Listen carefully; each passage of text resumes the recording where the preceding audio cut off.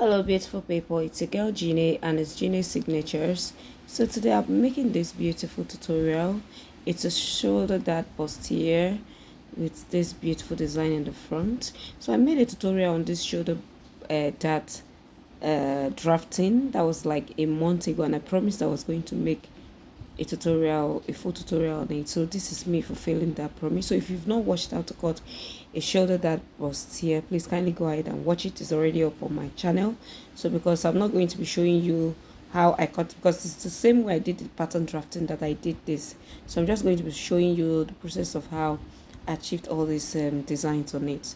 So if this is what you're interested in, let's get right into it. So I'll be cutting the skirt part first. So for the skirt part, this is just like a bonus because I already have a tutorial showing how to cut a skirt. So this is a full skirt anyways, but the one I have was a short length skirt.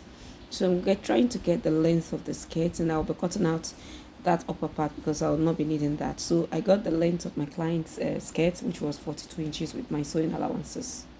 So the next thing I'll be doing now is just to get the waist to the hip line, which was 11 inches. Yeah, so I'm just marking that like so.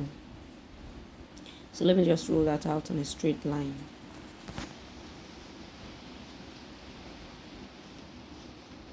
And then the next is to take my waist to my knee, because this is going to be a straight pencil skirt. So the waist to the knee is 18 inches. So I have my waist, my hip, and then the knee measurement right there, and then of course the full length. So for the waist, I'll be dividing my waist measurement by 4, and then I'll mark whatever that is. I'll add 1 inch for that, and then I'll add 2 inches for sewing allowance. And then on my hip line, I'll be dividing the hip by 4. I'll mark whatever that is, and then I'll add 2 inches sewing allowance. And then on my knee line, I'll not just be adding the 2 inches, I'll just go there and then mark my hip measurements. So I'll connect all that together like so. And then I'll curve it out like so to meet my knee line. So this is what I have. So for the length, I'll take the whole thing that I have on the knee measurement, which was the hip measurement divided by 4, and then I'll take it to the length of the skirt like so, and then I'll connect in a straight line. So this is what we have, and we're basically through with the front piece. So I'll be cutting this out.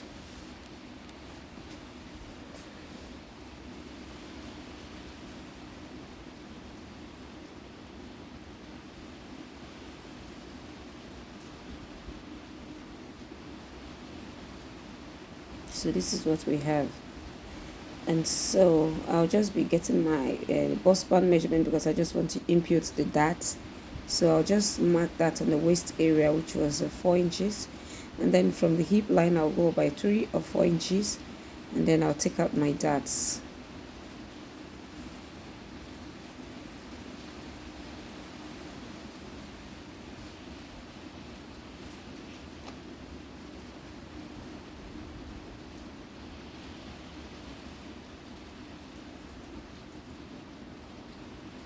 So we have our darts. So we are pretty much done with the front piece. So for the back piece, I'll just fold my fabric into 2 again, and then add my zipper allowance, which I just did, as you can see. So now you can see that this fabric has a pattern, so I'm intentionally placing the pattern in the middle of the fabric, as you can see. So for the zipper, I just came down from my zipper to my knee line, and then I marked off an inch all the way down, because this skirt is going to be a full lining skirt. I'll be lining it with my full lining.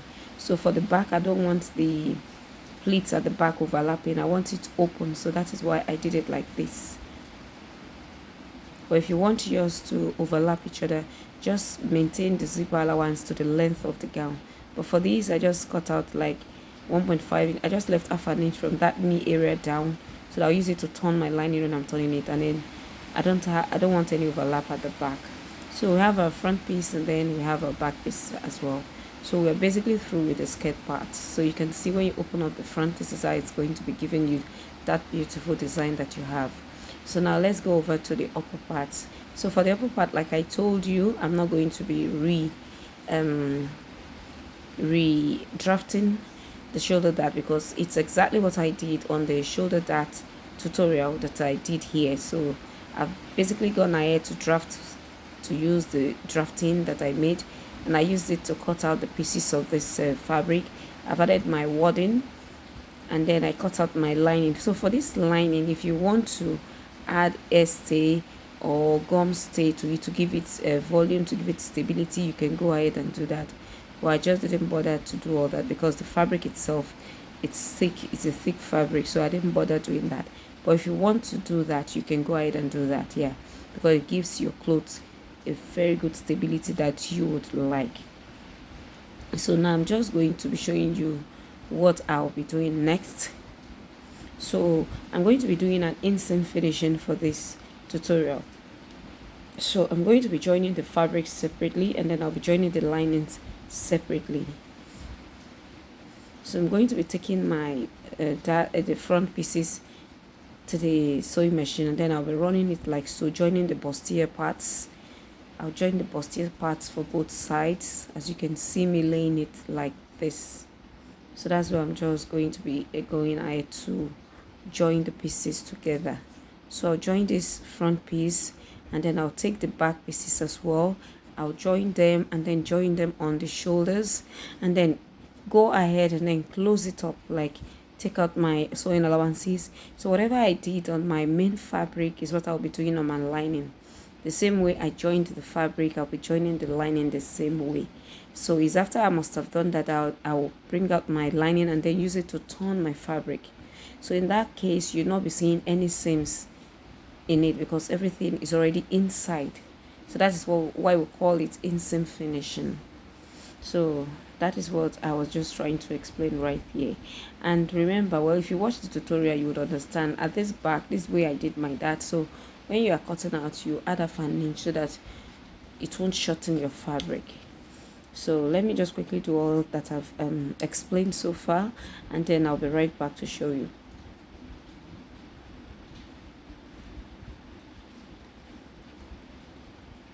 So having done that, this is what we have. So you can see this is the lining. I've gone ahead to iron it out. All the seams is ironed open, so you can see this is the way it looks. So this is the lining. I'm just trying to arrange it and then close it up. I'll go and close it, and then I'll take my fabric as well. You can see the way I told you that I was joining them separately. You just close up the zipper allowance like temporarily for you to do your close-ups. I've opened up the seams, as you can see, ironed it out. So the next thing I'll do is to just go ahead and close it up. Whatever measurements I used in closing the main fabric is what I'll be closing the lining as well with. So when I'm through with that, I'll use it to turn it. Okay, I'm not going to be turning it yet, I beg your pardon. So before doing that, after closing, this is what we have. So I'll be folding my fabric into two in order for us to get that arc, that beautiful arc that we have by the side. So for this side arc, or for this side flare, yeah, let me use flare. Flare is the appropriate word. So I just folded my fabric into two, as you can see, and then from the middle part, I'm going to be coming in by 2 inches because there should be a gap in between there, and then I'll go up by 2 inches from there, and then I'll go to the side seam, that side joining, I'll go up by 5 inches, and then towards my zipper area, I'm coming in from my zipper area by the same 2 inches that I came in with from the middle part. So you can see it like that, and then I'll go up by 2 inches from there. Then here I'll come back and then mark 2 inches. So I'm just going to be connecting from that 2 inches to the 5 inches, and then to the other 2 inches on the other side of the zipper. So I'll cut it out like a flare, and then just twist it and then draw out like an arc like that. So this is what I'm going to be cutting out. So whatever I did on this main fabric is what I'll be doing on my lining as well. So I'll just cut this out. So now if you don't want to waste your fabric because of all this, you can go ahead and do this on your pattern paper before transferring to your fabric. So this is what I have. Let me just open it up so that you would see it. So this is what we have. So you can see the middle part, and then these are the sides, the two sides. So for those two sides, we're going to be replacing it with a flare. And now I already have a detailed tutorial on how to cut a 360 degrees flare, and that was what I used here. Yeah, made use of a 360 degrees flare. So how do you do that? You're just going to be measuring from one arc to the other. So whatever you got from one point of the arc to the other, you're going to be dividing it by 6.28. So whatever you have, you're going to be making use of that as your flare. And then the flare radius, yeah. And then for the length, remember you cut out 5 inches for the height, so you're going to be making use of 5 inches for the length of the flare, and then you can add probably 1 inch for joining allowance. And then for the net, I'll just cut out a long stretch of neck. I just cut out 2 inches, and then I'll cut it out. It's very long, and then I'll be pleating it. So I'm going to be sandwiching this in between the fabric and then the lining, and then I'll be pleating it, and then I'll sew it all the way. That's the way I did it. From the shoulder area, I just pleated from that shoulder, that on the shoulder, and then pleated it up to the way, all the way down, and then came down as if I'm forming like a V. So you can see this is what I just explained for the pleating on the shoulder. This is how I achieved that. I achieved it. Just place it on the shoulder line and then pleat and then sew it all the way. You can even use your chalk to draw that line so that you have a straight line when sewing.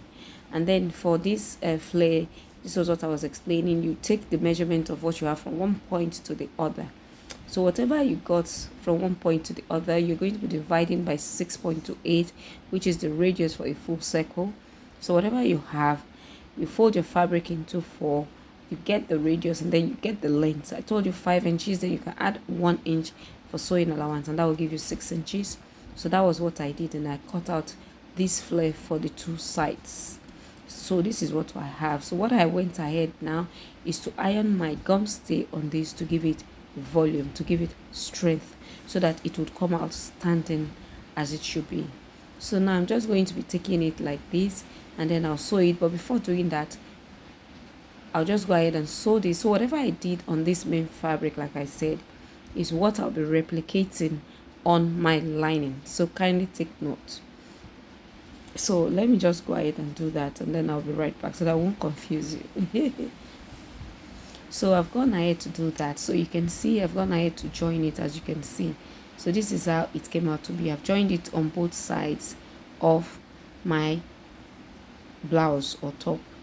So now for the lining as well, I've gone ahead to do exactly the same thing that was on the fabric. I replicated the same thing on the lining. So I'm going to be using now my lining to turn everything all the way, because I don't want all my seams showing. So now before I go ahead to do that, remember all those patterns that you saw, like the lace trimmings. I'm just going to be placing, I cut out 2 inches like I told you, and then I'll be pleating this on that flare. I'll be pleating it from the back then to the front of the top, and then I'll be placing my lining on top like so. So it will be sandwiched in between my lining and my main fabric. So let me quickly go and do that, and then I'll be right back. Yeah, I've gone ahead to do that, and this is what we have. This is the inside of the fabric. As you can see, you're not seeing any stitches because it's all in seam finishing. I've not given it a press here. That is why it's looking rumpled and all. By the time I give it a very good press, everything is just going to be sitting pretty and beautiful. So this is what we have. That is the inside, and of course this is the way the outside of the top looks like. So I've gone ahead to do it. As you can see, we have our laces at the edge of the flare looking neat and beautiful. So I'm going to be giving this a very good press later before wearing it on the mannequin. So this is what I have. So what is left here now is just to fix my zipper and then fix my sleeves. And then for the sleeves, we all know how to, I've done a tutorial on how I achieved a beautiful puff sleeve. It's up there on the channel. So if you feel you don't know how to achieve a full if a puff sleeve that is puffy and looking beautiful with lining, please just go ahead and watch it on my tutorial on my channel. It's up there already. So let me just quickly fix the sleeve, the zipper, and then fix the sleeves and all. So if you've watched up to this level, what are you waiting for? Why have you not hit on the subscribe button? If you have subscribed already, please kindly share. Thank you. So I've gone ahead to fix my zipper, and this is how our clothes was looking. So that was how you ended up seeing how it looked on that mannequin. So thank you all and God bless you, and I hope you really enjoyed this tutorial. Yeah, so kindly watch out for my next tutorial because it's going to be insightful as always. Thank you all and God bless you all. See you all and ciao.